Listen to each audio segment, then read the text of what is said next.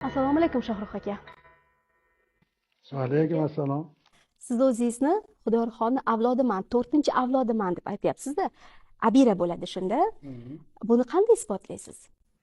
Bu savolni menga bir paytda mashhur yozuvchi, o'zining davrini atoqli yozuvchisi bo'lgan Jamol Kamol ham bergan edi. Shunda men Jamol Kamolga aytdimki, Jamol aka, meni ismim Shohrux. 1948-yilda tug'ilganman. Otamning ismi Komron dedim. Shunda aytdilarki, bo'ldi, yetarli dedilar. Bu avlod o'tmishi, qismatlari, anchagina o'zini tashvishlari, o'zini halokatli kunlari juda ham ko'p bo'lgan.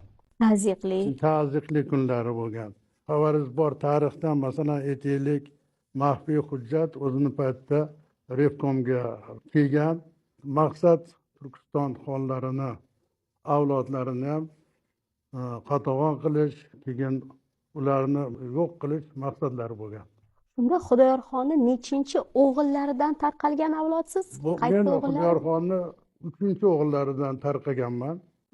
U kishining otlari Said Umarbek bo'lgan. Bu kishi mana aytganimizdek Said Umarbek. Said Umarbek Xudoyorxonni 3-o'g'illari bo'lgan. Bu kishi yonlarida meni dadam Komronbek bo'ladilar.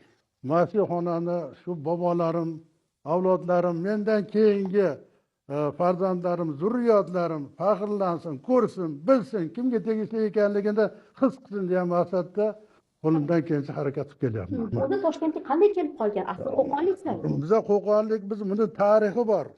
Tarixi shundan iboratki, mana xon bobomiz Xudoyorxon, mana u kishining to'ng'ich o'g'illari Nasriddinbek, birinchi bizni amaki bo'ladi. Dadam Said Umarbek akalari bo'ladi. Ana bu yerda Xudoyorxonning 2-o'g'illari Muhammad Aminbek, chap tarafda mana oq anaqa. Xudoyorxonning 5-o'g'illari Ibn Yaminbek. Bu shahzodalar Said Muhammad Aminbekning farzandlari. Ana endi bu yerda boya savolingizga qanday qilib bu avlod Toshkentga kelib qoldi. Bu avlodning kelish tarixi shunday bo'lganki, demak Xudoyorxon 1875-yili juda og'ir vaziyatda Toshkentga Kaufman tomonidan aldab olib kelinadi. Keyinchalik sen Peterburgda imperator bilan uchrashasan deb Rossiya ichiga Orenburgga surgun qiladi. O'sha yerda uy qamog'ida qolib ketadi.